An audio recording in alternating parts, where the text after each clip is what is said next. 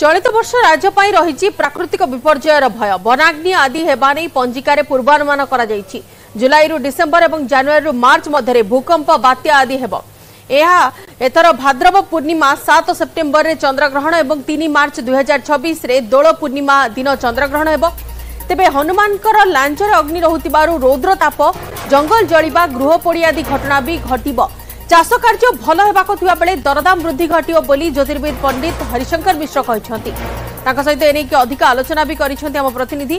किंतु आमे आपनको सूचना दे देउछु नुआ पांजिरे जो बड़ पूर्वानुमान करा जायछि बहुत गुड़े प्राकृतिक विपर्यय वनाग्नि ता सहित जंगल निया विभिन्न स्थान रे सामना को आसी पारे। प्राकृतिक विपर्यय भय रहुछि एने एवं एने पांजिकारे पूर्वानुमान करा जायछि। सहयोगी अक्षय मिश्र अधिक आलोचना करिसंती पंडित हरिशंकर मिश्रक सह एने 2025-26 वर्षर नूतन पंजिका दोल पूर्णिमा दिन महाप्रभु निकट में लगी कर पाठ कर विशेष भाव में पणा संक्रांति दिन यह पांजीर प्रचलन किंतु यही चलित वर्षर यह पंजिकार विशेष भाव में प्राकृतिक विपर्यय कौन रही अर्थनैतिक स्थिति कौन रही सहित दरदाम वृद्धि किभली रही ए संपर्क जाना आम सहित ज्योतिर्विद पंडित हरिशंकर मिश्र अच्छे सविशेष जाना हरियाणा जदि कह तेज चलित वर्ष प्राकृतिक विपर्यय कौन अच्छी मरुड़ी केमती रही भूकंप रही कौन कौन ता स्थिति रही चलित वर्ष पंजिका। जय श्री जगन्नाथ।